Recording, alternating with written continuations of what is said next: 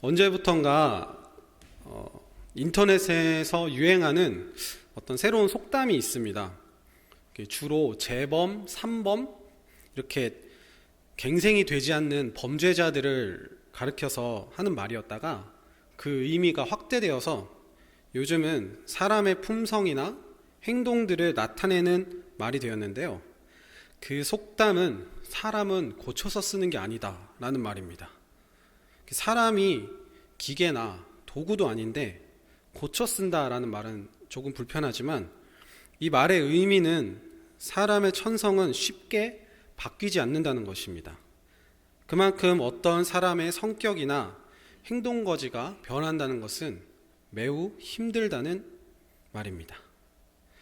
그런데 우리는 사람이 변하는 모습을 생각보다 자주 보곤 합니다.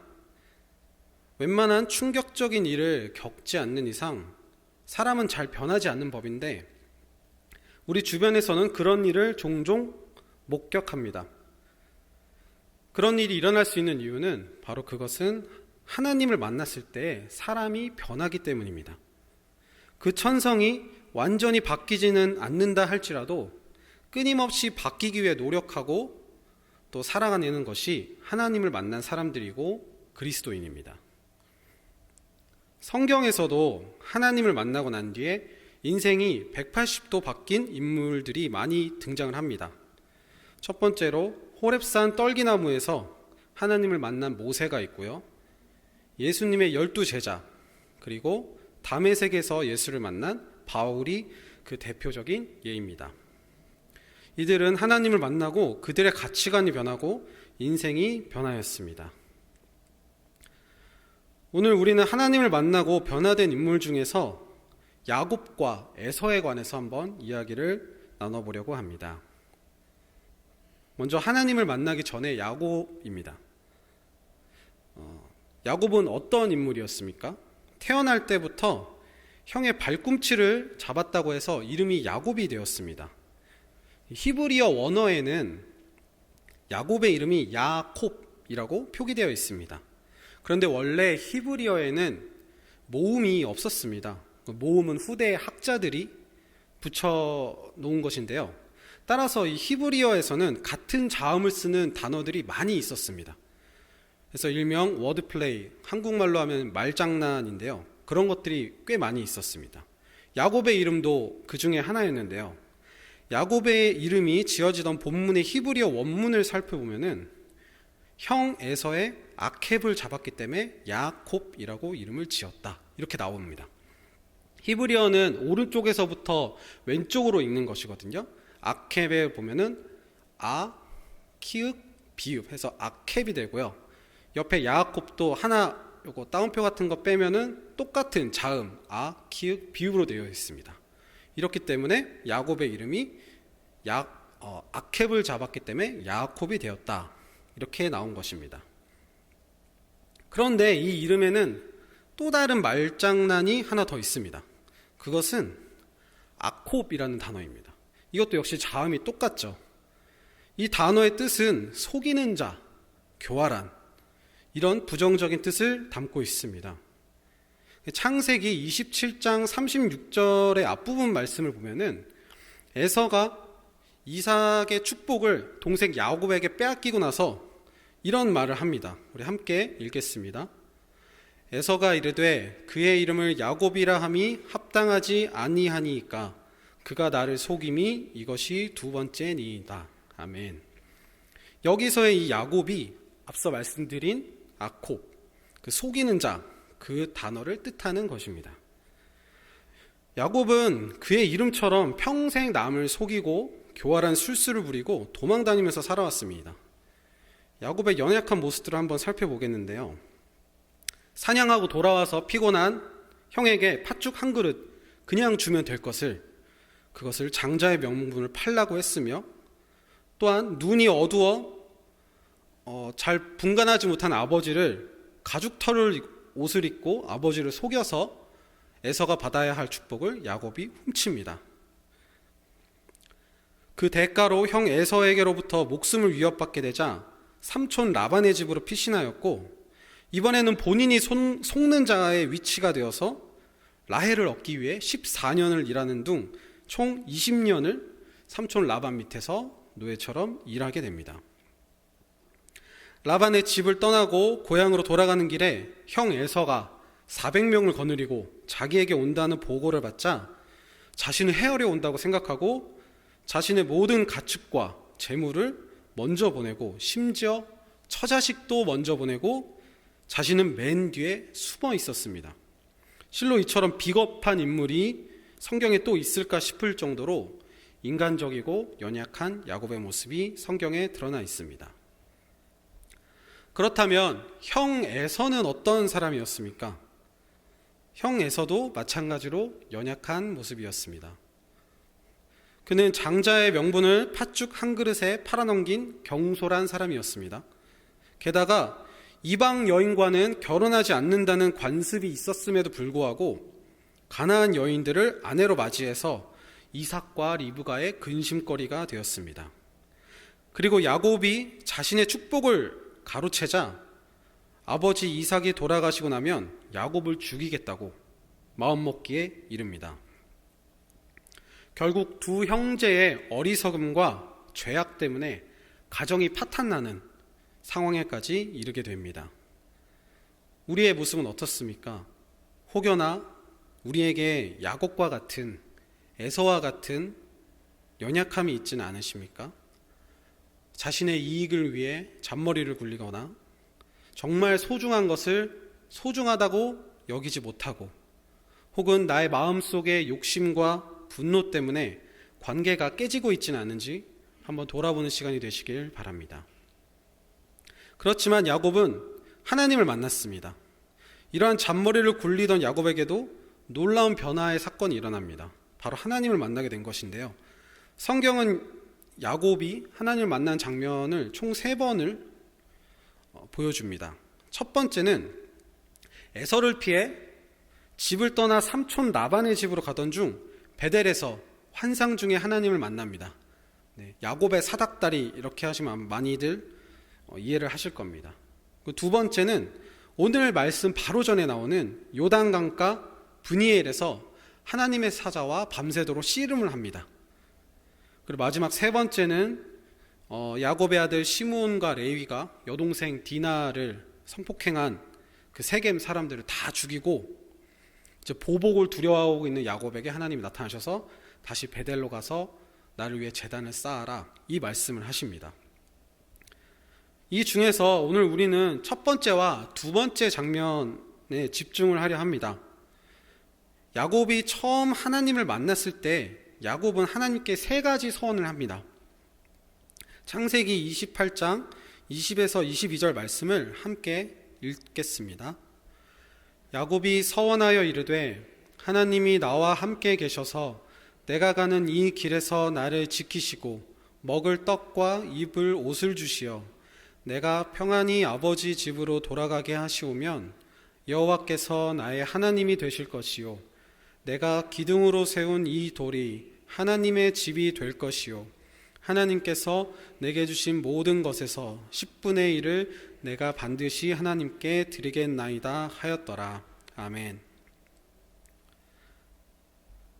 이때만 해도 아직 야곱이 완전히 변화되지는 않았습니다. 하나님을 경험했고 머리로 이해할 수 있게 되었을 뿐 아직 야곱의 삶이 완전히 변한 것은 아니었습니다. 야곱이 진정으로 하나님을 믿는 사람이었다면 저 기도에서 앞서 말한 서원 기도에서 내가 평안히 아버지 집으로 돌아오게 하시오면이라는 이런 조건적인 구절을 붙이지 않았을 것입니다. 하나님께서 능히 나를 지켜주실 것이라고 믿었을 것입니다. 이는 그가 20년이나 삼촌 라반 밑에서 일하면서 얻게 된 자신의 재산에 대하여서는 하나님의 은혜라고 고백했지만 여전히 자신을 위협하는 형 에서의 존재 앞에서는 무력한 모습을 보이는 것을 통하여서 알 수 있습니다.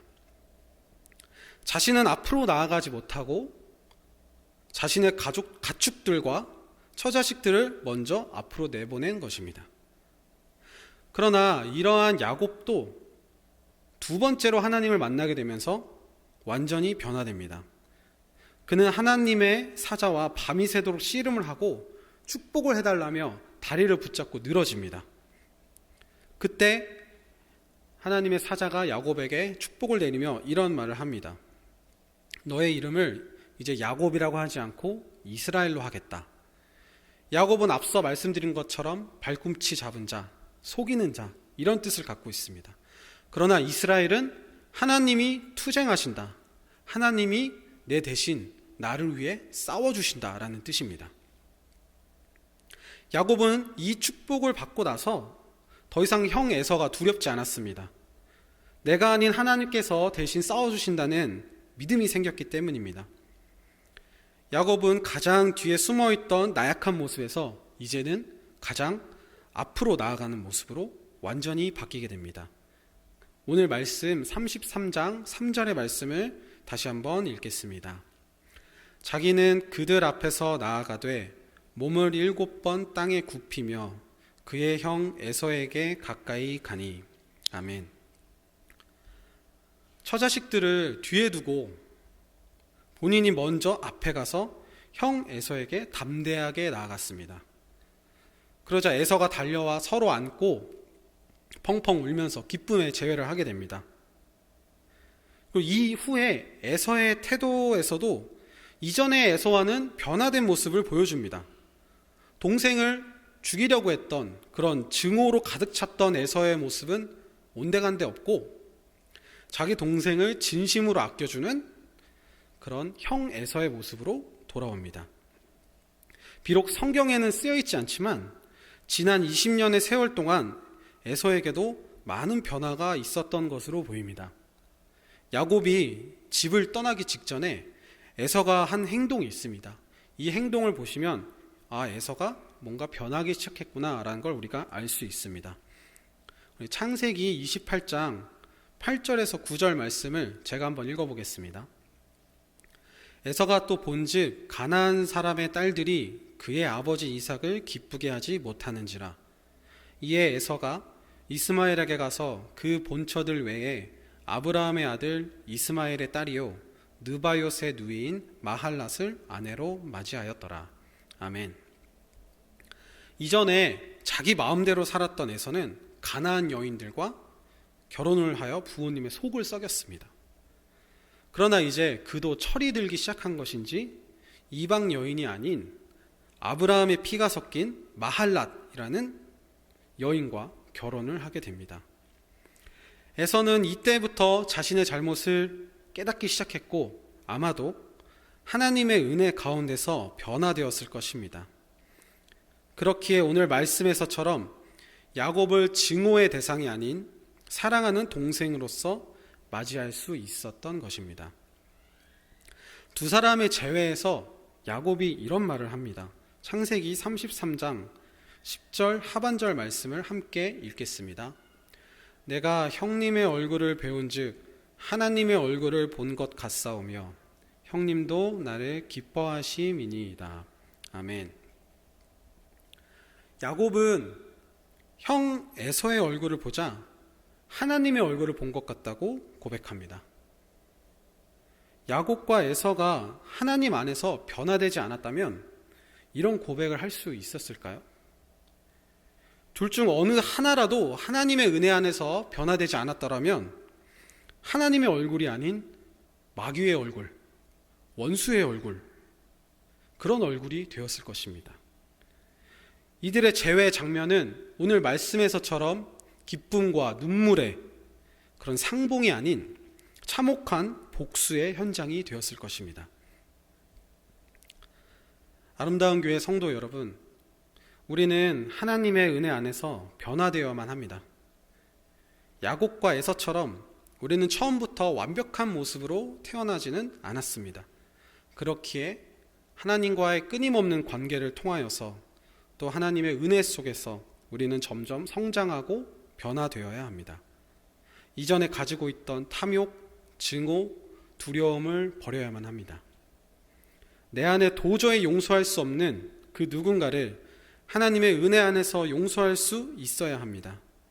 그래야만 우리는 하나님의 얼굴을 비추는 사람이 될 수 있습니다. 우리의 이웃이 우리를 통하여서 하나님의 얼굴을 볼 수 있습니다. 저에게도 도저히 용서하기 어려운 그런 사람이 한 사람 있습니다. 제가 사랑했던 그 모 교회를 산산조각 내버린 그 분란의 중심인 한 집사님이 계셨거든요. 그분을 생각하면 지금도 얼굴이 약간 열이 달아오를 정도로 화가 납니다. 그럼에도 우리는 용서해야 되고 하나님의 은혜 안에서 우리는 변화되어야 합니다. 저도 함께 노력하겠습니다. 제가 훗날 그 집사님을 다시 만났을 때에 저를 통하여서 하나님의 얼굴이 비치게 되기를 소망합니다. 마찬가지로 저도 그 집사님을 만났을 때 그 얼굴에서 하나님의 얼굴을 보게 되기를 소망합니다. 이렇게 함께 하나님의 은혜 가운데서 우리가 서로 변화되게 해달라고 저는 계속 기도하겠습니다. 여기 계신 우리 아름다운 교회 성도 여러분들도 함께 기도합시다. 내가 하나님의 은혜 안에서 변화되어서 내 원수라고 여겼던 그 사람에게서 하나님의 얼굴을 보게 해달라고, 또 그 사람이 나를 보고 하나님의 얼굴을 볼 수 있게 해달라고 기도하시는 여러분들이 되시기를 바랍니다. 그리하면 반드시 하나님께서 저와 여러분들을 변화시켜 주실 것이라고 믿습니다. 함께 기도하겠습니다. 하나님, 오늘도 부족한 저를 통하여 말씀하여 주시니 감사합니다. 우리가 하나님의 은혜 안에서 변화되기를 소원합니다. 우리에게 찾아오셔서 은혜를 내려 주시옵소서. 예수님 이름으로 기도합니다. 아멘. 마음이 상한 자를 함께 찬양하겠습니다.